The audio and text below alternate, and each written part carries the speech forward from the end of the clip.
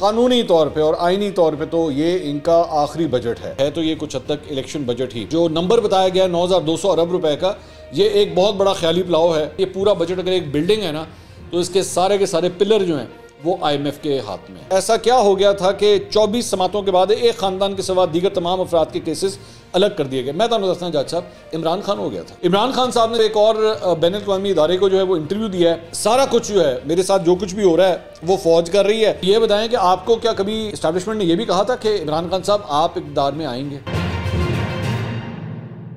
अस्सलाम वालेकुम नाज़रीन, मैं हूं मंसूर अली खान। अपने डिजिटल चैनल के ऊपर आपको खुशामदीद कहूँगा। नाज़रीन, इस वीडियो के अंदर हम जो वफाकी बजट आया है कुछ थोड़ा सा उसके ऊपर बात करेंगे। इसके साथ साथ इमरान खान साहब ने एक नया महाज खुला है, एक नई इन्फॉर्मेशन जो है वो शेयर की है।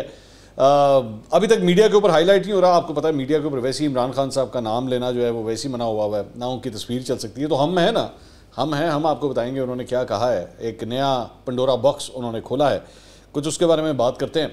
लेकिन सबसे पहले ज़रा मैं बात करना चाहूँगा बजट के बारे में। इसहाक डार साहब के लिए बजट जो है वो बहुत ज़रूरी, बड़ा इंपॉर्टेंट था। और ज़ाहिरी बात है कानूनी तौर पे और आईनी तौर पे तो ये इनका आखिरी बजट है और इसके बाद इलेक्शंस मुनक्किद होने हैं। और फ़िलहाल तो 8 अक्टूबर की डेट जो है वो सामने दी गई है। इवन दो आसिफ अली ज़रदारी साहब ने ये कहा कि इलेक्शंस तब होंगे जब मैं कहूँगा। तो लेकिन आईनी तौर पे अगर 1 मिनट के लिए फिर भी यही तसव्वुर किया जाए कि इलेक्शंस 8 अक्टूबर को मुनक्किद होने हैं, तो उस सूरत हाल में ये बजट जो है वो इलेक्शन बजट की हैसियत इख्तियार कर चुका है।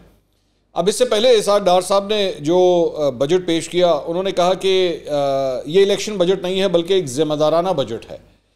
तो इसके खदोखाल देखें तो कोई भी आज़ाद तज्ज़ियाकार कहेगा कि इसमें कोई सियासी ऑब्जेक्टिव नहीं है। लेकिन कुछ चीज़ें जो एक्चुअली इसके अंदर नज़र आ रही हैं वो वाकई ये लगता है कि है तो ये कुछ हद तक इलेक्शन बजट ही।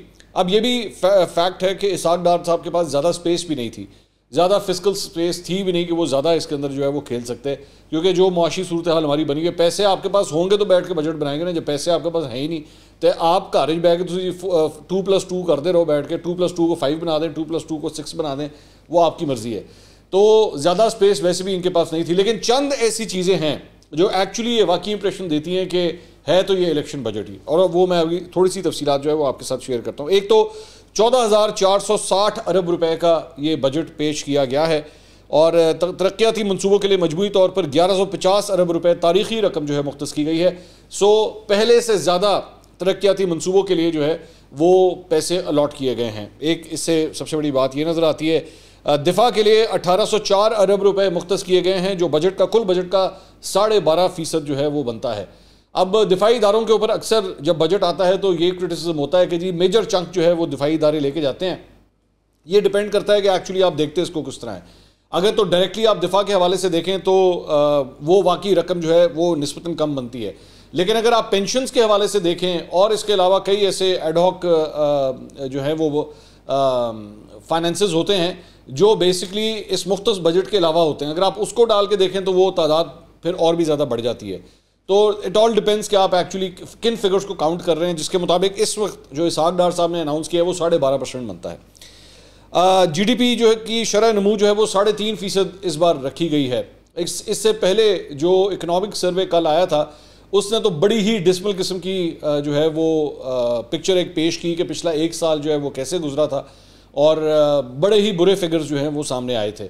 अब आने वाले साल के लिए जो है इसमें कुछ हद तक बेहतर टारगेट सेट किए गए हैं। वो टारगेट्स मीट होते हैं कि नहीं होते वो हमें अभी नहीं पता, क्योंकि बहुत सी चीज़ें इस सारे फैक्ट देखिए एक ज़हन में, अगर मैं सिर्फ एक बात कह दूँ, ये जो बजट होता है ना ये एक ख्यालात का मजमुआ होता है, इससे ज़्यादा कुछ नहीं होता। ख्यालात का मजमुआ इस तरह होता है, यहाँ से 20 रुपये आएंगे, 8 रुपये मैं यहाँ पे लगाऊंगा, 2 रुपये मैं यहाँ पे लगाऊंगा, 5 रुपये मैं यहाँ पे लगाऊंगा, 4 रुपये मैं यहाँ पे लगाऊंगा। ये इस तरीके से बजट बनता है। लेकिन अगर आपको 20 रुपये वहाँ से आए ही ना और आपकी जेब में आए 15 रुपये तो आपका पूरा बजट जो है वो अपसेट हो जाता है। और पाकिस्तान के अंदर अक्सर ये होता है, तकरीबन हर साल ये होता है कि बजट तो पेश कर दिया जाता है, नंबर्स तो दे दिए जाते हैं, लेकिन वो नंबर्स एक्चुअली मीट ही नहीं होते। तो इसलिए हतमी तौर पे कुछ नहीं कहा जा सकता कि नंबर्स जो हैं वो मीट होते हैं कि नहीं होते। फॉर एग्जांपल FBR का टैक्स रेवेन्यू जो है वो 9,200 अरब रुपए जो है वो बनाया गया है कि जी हम इतनी कलेक्शन करेंगे 9,200। ये इटसेल्फ एक रिकॉर्ड होगा कि आप 9,200 अरब रुपया जो है इकट्ठा कर लें। लेकिन पिछले साल की परफॉर्मेंस अगर आप उठा के देखें तो अभी 1 महीना कंप्लीट होना है जून का, लेकिन अभी तक जो 11 महीने के अंदर जो टैक्स के कलेक्शंस हैं वो अपने टारगेट को मीट नहीं कर सके। यानी 6,600 अरब का भी जो आपका टैक्स टारगेट था, आप उसको उस तक नहीं पहुंच पा रहे। तो 9,200 तक आप किस तरह पहुंचेंगे, ये बहुत बड़ा ख्याली पुलाव है, एक बात। दूसरी बात ये कि टैक्स जो होता है ना वो तब इकट्ठा होता है जब इकोनॉमिक एक्टिविटी होती है, यानी सेल परचेज हो रही है, लोग खरीदारी कर रहे हैं, लोग बिजनेस कर रहे हैं, जायदादें बिक रही हैं, खरीदी जा रही हैं, आपका जो मुआशी पहिया है वो चल रहा होता है। टैक्स तब निकालना शुरू होते हैं। अगर पूरी इकॉनमी आपकी बैठी हुई हो, इकॉनमी आपकी चल ही ना रही हो, तो फिर टैक्स आप कहाँ से इकट्ठा करेंगे। तो इसलिए ये 9,200 का जो जो नंबर बताया गया 9,200 अरब रुपए का, ये एक बहुत बड़ा ख्याली पुलाव है जो कि मुझे नहीं लगता, अभी तक तो मुझे नहीं लगता कि अगले साल तक ये अचीव हो सकेगा। बट लेट्स सी क्या होता है। अच्छा, दूसरी बात यह है कि ये 9,200 अरब, मुझे ये लगता है कि ये जो नंबर रखा गया है ये भी बेसिकली जो आपके इंटरनेशनल डोनर्स हैं उनको दिखाने के लिए भी रखा गया है कि जनाब ये देखें हम इतने पैसे इकट्ठे करेंगे। क्योंकि आपने, जारी बात है, आपने कर्जे लेने हैं, तो जब आपने कर्जे लेने होते हैं तो फिर आपको दूसरों को भी बताना पड़ता है कि जी मैं यहाँ से इतने पैसे इकट्ठे कर लूँगा, यहाँ से इतने इकट्ठे कर लूँगा। लेकिन जाहिर बात है वो भी कोई चूचे काके नहीं होते, उन्होंने भी आपका पिछला ट्रैक रिकॉर्ड देखा होता है कि आपने लास्ट टाइम कितने इकट्ठे किए थे। फॉर एग्जाम्पल, अगर आपने इस साल कोई 8,000 अरब रुपया या मैं कहता हूँ 7,500 अरब का आपने इकट्ठा किया होता ना, तो 9,200 एक रियलिस्टिक फिगर आपको लगता कि हाँ जी चलें ठीक है इतना इकट्ठा हो जाएगा।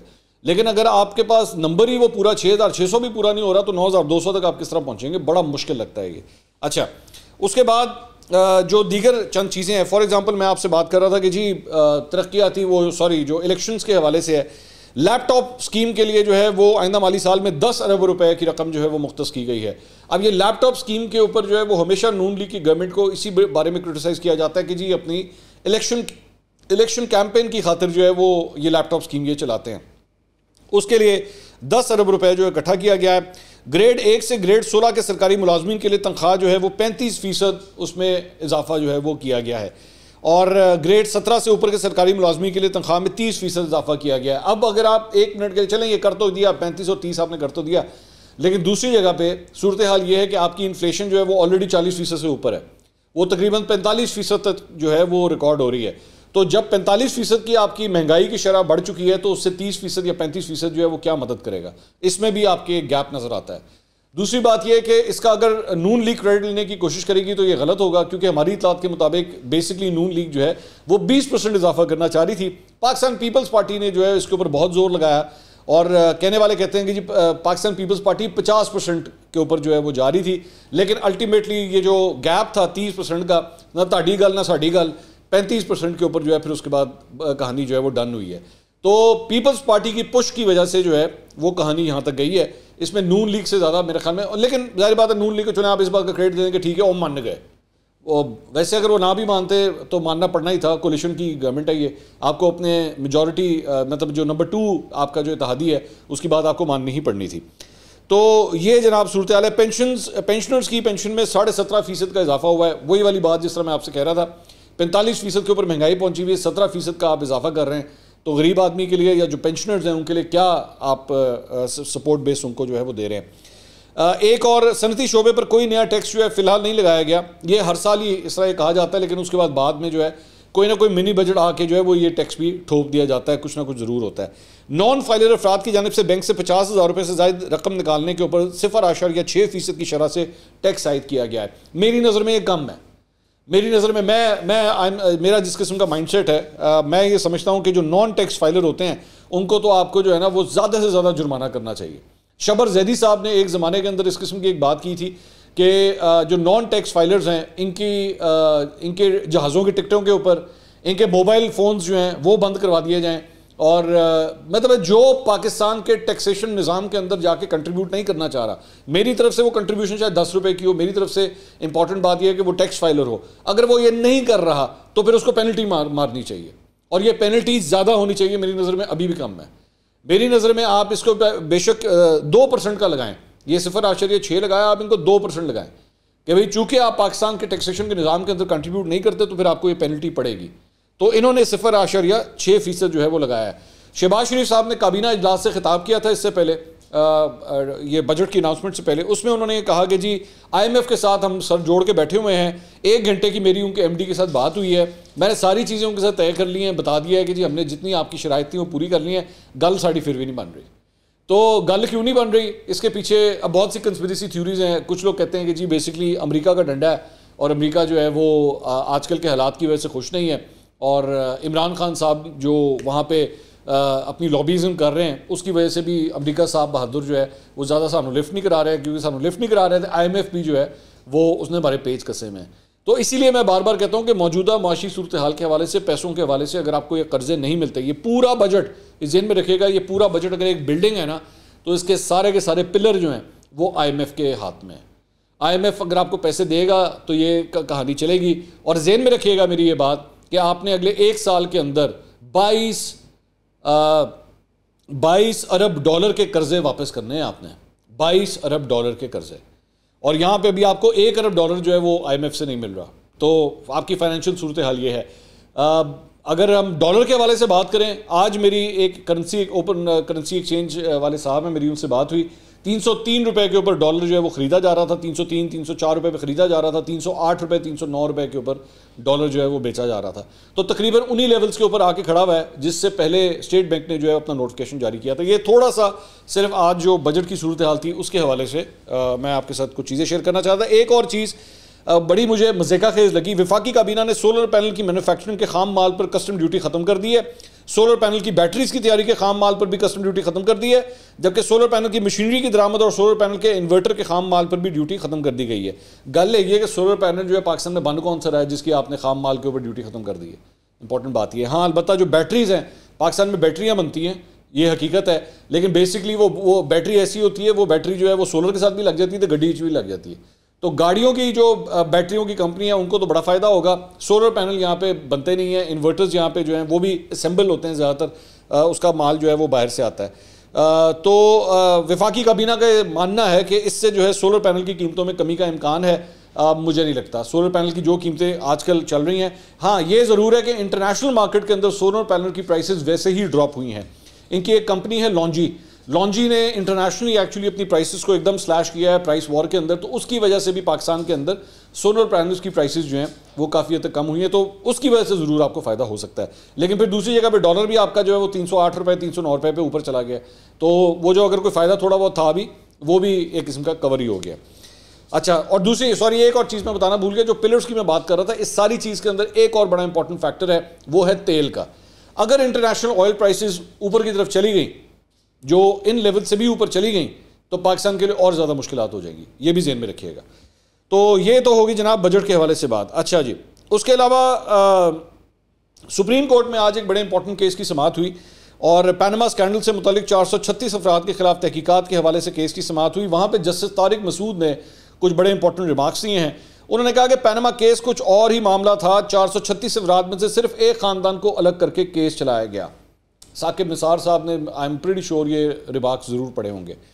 उन्होंने कहा कि जी, जज साहब ने कहा कि वो कुछ कहना नहीं चाहते हैं, मगर ऐसा क्या हो गया था कि 24 समातों के बाद एक ख़ानदान के सिवा दीगर तमाम अफराद के केसेस अलग कर दिए गए। मैं तो दसना जज साहब, इमरान खान हो गया था। वो शाहरुख खान का एक बड़ा मशहूर गाना था लवेरिया हुआ, तो उस दौर में बेसिकली इमरानिया हो गया था वहाँ पे, मतलब पूरे के पूरे पाकिस्तान के निज़ाम को जो है इमरानिया हो गया था। सारी हवाएं इमरान खान साहब के लिए चलना शुरू हो गई थी। तो इसलिए भाईजान 436 में से सिर्फ एक ख़ानदान की तरफ ही सारा फोकस था, बाकी सारे ने तो भूल गए सी। और पैनामा को तो आए हुए भी अब कितने साल हो गए, 6-7 साल तो वैसे ही हो चुके हैं। क्या किया हमने? कुछ भी नहीं किया। ठीक है। इसके अलावा उन्होंने जस्टिस अमीनुद्दीन खान ने कहा कि यहाँ बैठ कर बहुत सी बातें करने को दिल चाहता है मगर नहीं कह सकते। अगर इस मुल्क के अदालती निज़ाम के सबसे बड़े जज वो भी नहीं अगर कह सकते तो फिर तुम सोचो कि ऐसी की कमांगे। मतलब हम तो किसी खाते में नहीं आते ना, हम तो इस पूरे निज़ाम में एक छोटी सी चूंटी के बराबर है, फ्रैंकली स्पीकिंग। कपड़े भी मैं काले ही पाए ने आज। तो इतने बड़े जज साहब सुप्रीम कोर्ट में बैठ के अगर ये कह रहे हैं कि कहने को बहुत कुछ दिल करता है लेकिन कह नहीं सकते। इस दौरान जस्टिस तारिक मसूद ने जमात इस्लामी के वकील से सवाल किया कि क्या आपका मकसद सिर्फ एक ख़ानदान के खिलाफ केस चलाना था? FBI, FIA, NAB और स्टेट बैंक मौजूद हैं, क्या रियासती इदारों को बंद करके सारे काम सुप्रीम कोर्ट से ही करा लेंगे? तो जमात इस्लामी के वकील ने कहा कि तहकीकाती इदारों का हाल ये है कि 3 साल पहले नोटिस हुआ और अब तक जवाब नहीं आया। और इंटरेस्टिंग बात यह है कि यहाँ पे ये हो रही थी कि जी इतनी देर हो गई है और इतनी देर हुई, कुछ नहीं हुआ। बाद में इस केस की समाअत भी 1 महीने के लिए मुलतवी कर दी गई। कैसा कमाल है कि नहीं? और फिर कह रहे हैं कि जी अभी तक हुआ ही कुछ नहीं है, 6 साल से कुछ भी नहीं हुआ। तो केस की समाअत भी जो है वो 1 महीने के लिए फिर आगे चली गई। Interesting, very interesting. अच्छा जी, इसके अलावा लाहौर में जिना हाउस, कोर कमांडर हाउस, उस पर हमला करने वाले एक और शरपसंद की शिनाख्त हो गई है और इसका नाम है जी अर्जम जुनेद। लाहौर से इसका ताल्लुक है, पीटीआई का मुतहर्रिक कारकुन है और इसने हमलों में आला अस्करी क़यादत के अफसरान का नाम लेकर हर्जा सराई की और घटिया ज़बान इस्तेमाल की। शरपसंद ने पाक फ़ौज के ख़िलाफ़ शदीद नाराबाजी की और लोगों को उकसाया कि फ़ौजी तनसीबात पर हमला आवर हों। उसने एतराफ़ जुर्म में कहा है कि 9 मई को चेयरमैन पीटीआई की गिरफ्तारी के बाद जमान पाक में तयशुदा मनसूबे के तहत हमला किया। जब से पीटीआई की हुकूमत ख़त्म हुई, चेयरमैन पीटीआई का फ़ौज मुखालिफ बयानियाँ दीगर लोगों की तरह मेरे दिल में भी बैठ चुका था। उनका कहना था कि तहरीक इंसाफ की क़यादत, जिसमें डॉक्टर यास्मीन राशिद, हसन न्याजी और एजाज चौधरी शामिल थे, ने हमें मज़ीद उकसाया और हमें हमला करने के लिए कोर कमांडर हाउस की तरफ ले गए। इन हमलों में पाक फ़ौज ने हमें कोई नुकसान नहीं पहुँचाया। तो ये बयान भी जो है वो, एक और बयान भी जो है वो आ गया। तो मैंने पहले कल भी एक बात कही थी कि देखा ये जाएगा कि एक्चुअली इसने किसी प्रेशर के अंदर आके बयान दिया है या, और ये जब वहाँ पे जाएगा, जब कोर्ट में जाएगा, तो क्या अपने इस बयान के ऊपर खड़ा रहेगा या नहीं खड़ा रहेगा, ये इंपॉर्टेंट बात है। एक और बहुत परेशान कुन खबर जो पाकिस्तान तहरीक इंसाफ के कारकुनों के लिए, चाहने वालों के लिए है, वो ये है कि रियासत मुखालिफ सरगर्मियों में मुलव्वस 500 से ज़ायद ओवरसीज़ पाकिस्तानियों की शनाख्त भी अब कर ली गई है। तो अब जो है वो दायरा कार पाकिस्तान से बाहर भी जो है वो ले जाने का इरादा है। हुकूमत ने 9 मई के वाक़यात की तहकीकात को तारिकीन वतन पाकिस्तानियों तक बढ़ाने का फैसला किया है। कॉल रिकॉर्ड, सोशल मीडिया सरगर्मी, ट्रेवल हिस्ट्री, मालियाती लेन देन, इमिग्रेशन स्टेटस और दीगर मुतल्लिका डेटा का तज्जिया किया जा रहा है, जिसके बाद मुजरिमान की हवालगी के लिए रब्ता किया जाएगा और फौजदारी कार्रवाई की जाएगी। मेरा नहीं ख्याल कि आप बाहर के जो लोग हैं उनके अगेंस्ट को उधर जाके it's going to be very difficult, क्योंकि जारी बात है आपको इंटरपोल के थ्रू और इन चीज़ों के थ्रू जो है वो ऑपरेट करना पड़ेगा। ज़्यादातर इन मामलों में कामयाबी नहीं होती। हाँ, अलबत्ता ये हो सकता है कि पाकिस्तान के अंदर इनके अगर वारंट्स निकल आएँ या इनके नाम जो है वो ब्लैक लिस्ट में डाल दिए जाएँ या ECL में डाल दिए जाएँ, तो फिज़िकली फिर ये लोग पाकिस्तान में नहीं आ सकेंगे। ये ज़रूर हुकूमत पाकिस्तान कर सकती है, लेकिन मेरा नहीं ख्याल कि उनके मुल्कों में जाके, चाहे वो अमेरिका में हो, इंग्लैंड में हो, वहाँ जाके आप इनके खिलाफ जो है कुछ कर सकेंगे। तो लेकिन जाहिर बात है it is something very alarming for them. अच्छा जी, इसके अलावा अली मोहम्मद खान साहब के हवाले से उन्हें जनाब एक दफ़ा फिर गिरफ्तार कर लिया गया। इंसदाद दहशतगर्दी की अदालत ने उनकी रिहाई का हुक्म दिया था। पुलिस का कहना था कि एंटी करप्शन पुलिस के मुकदमे में अली मोहम्मद खान का नाम भी शामिल है, तो उनकी 5वीं दफ़ा गिरफ्तारी जो है वो डाल दी गई है और मर्दान पुलिस ने इससे पहले उनको गिरफ्तार किया था। अब उन्हें गुज़िश्ता रोज़ पेशावर जेल से रिहाई के बाद अब इस तरह जो है उनको दोबारा गिरफ्तार कर लिया गया है। इसके अलावा जावेद चौधरी साहब ने एक बड़ा इंपॉर्टेंट वीलॉग किया है, उसमें एक नई इन्फॉर्मेशन उन्होंने शेयर की है। उन्होंने कहा कि मुराद सईद साहब आजकल जो भी वीडियो या ऑडियो मैसेज करते हैं वो वॉशरूम में बैठकर अपने वॉशरूम की टूटी चलाकर या कमोड चलाकर वहाँ से करते हैं ताकि उनकी लोकेशन सामने ना आ जाए। लेकिन अब वो सर्कल में आ रहे हैं, उनके बारे में पता चल गया है कि कहाँ पर छुपे हुए हैं, शायद वॉशरूम में छुपे हुए होंगे। तो ये इसके ऊपर बहुत बहस हो रही है सोशल मीडिया के ऊपर कि टूटियाँ खोल के जो है अपनी लोकेशन किस तरह छुपाई जा सकती है। मतलब ये एक वेरी इंटरेस्टिंग मतलब डिबेट जो है वो शुरू हो गई है सोशल मीडिया पे।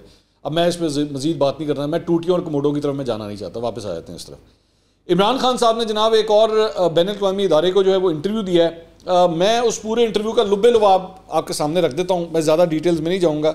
उसमें उन्होंने कहा है कि जी सारा कुछ जो है मेरे साथ जो कुछ भी हो रहा है वो फ़ौज कर रही है और फ़ौज ने जो है वो उन्होंने कहा कि what they are doing is, मैं एग्जैक्ट कोट अनकोट आपके सामने रख दूं ताकि कहीं गलत ना चला जाए।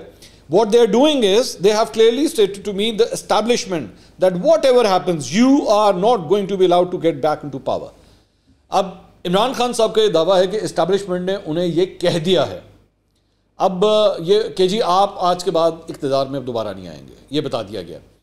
तो मैं यहाँ पे 2-4 सवाल करना चाहूँगा कि किसने बताया इमरान खान साहब को? मतलब किसी ने तो ये पैगाम पहुँचाया होगा ना इमरान खान साहब को कि जी आप दोबारा इक़्तिदार में नहीं आएंगे। अब या तो जो कुछ हो रहा है मुल्क में उसकी बुनियाद के ऊपर इमरान खान साहब ये बात कह रहे हैं या उनको ये किसी ने मैसेज दिया, we are not clear about that. लेकिन word to word Imran Khan साहब ने एग्जैक्टली यही बात की है कि जी मुझे कह दिया गया है कि आप इक़्तिदार में दोबारा नहीं आएंगे। यहाँ पे मैं इमरान खान साहब से काश एक अब एंकर जो है उस इधर दा है नहीं सी ना पाकिस्तान था, वरना इनसे एक और सवाल ये बनता था कि ये बताएं कि आपको क्या कभी इस्टेब्लिशमेंट ने ये भी कहा था कि इमरान खान साहब आप इक़्तिदार में आएंगे? आज जिस तरह आपको ये कह दिया गया ना कि आप कभी इक़्तिदार में नहीं आएंगे, तो क्या माजी में कभी इस तरह हुआ था कि आपको कहा गया था कि आप इक़्तिदार में आएंगे? ये भी तो एक फैक्ट है ना। तो इसके बारे में खैर उन्होंने कोई कमेंट नहीं किया था। इसके अलावा उन्होंने ये कहा कि जी साथ ही साथ it feels like the military में see the crisis and this conflict as exist. Sorry, इनसे सवाल किया गया, It feels like the military may see the crisis and this conflict as existential for them. That given what you have said, that the country, the population has now turned against them, if they lose power, they may be pushed off the stage entirely and so cornered. That may explain some of the reaction that you're seeing. So how do you navigate that situation where they currently have you literally and politically surrounded, but if you escape, they face an existential crisis? सवाल मतलब ये था कि जी आपके मुताबिक जो कुछ आप कह रहे हैं कि फ़ौज जो है वो अपनी सर्वाइवल के हवाले से, अपनी हयात के हवाले से जो है वो ये सब कुछ कर रही है, तो अगर आप कभी हुकूमत में आ गए तो फिर उनके लिए तो ज़ाहिर बात है जो प्रॉब्लम हो जाएगी। सवाल उनसे जो है ये किया गया, जवाब उनका काफ़ी लंबा था, लेकिन आखिरी लाइन जो है वो बड़ी एक इंपॉर्टेंट है, मैं सिर्फ उससे क्लोज करूँगा। उन्होंने कहा, I am afraid that the country's survival is at stake, so hence a new equilibrium has to be made with the military establishment. कि जी अब जो है वो पाकिस्तान का वजूद जो है वो ख़तरे में आ गया है और इसके लिए एक बैलेंसिंग पावर जो है वो फ़ौज के साथ बनानी पड़ेगी अगर इस मुल्क को जो है वो आपने बचाना है। तो एक जगह पे इमरान खान साहब ये कह रहे हैं कि फ़ौज ने उनको ये मैसेज भी पहुंचा दिया कि आज के बाद आप इक़्तिदार में नहीं आएंगे, साथ ही साथ वो फ़ौज के साथ जो है वो निगोशिएट भी करना चाहते हैं और किसी ना किस्म का फॉर्मूला तय करना चाहते हैं। लेकिन ये भी हकीकत है कि इमरान खान साहब की रिसेंट इंटरव्यूज़ में उन्होंने इस बात का भी इकरार किया कि मैंने तो फ़ौज को बहुत से पैगाम पहुँचवाए हैं, लेकिन वो मेरी सुनते ही नहीं है, मेरी बात ही नहीं सुनते वो। तो ये सिचुएशन इमरान खान साहब की चल रही है। अगली वीडियो में आपसे दोबारा मुलाकात होगी। अल्लाह हाफ़िज़।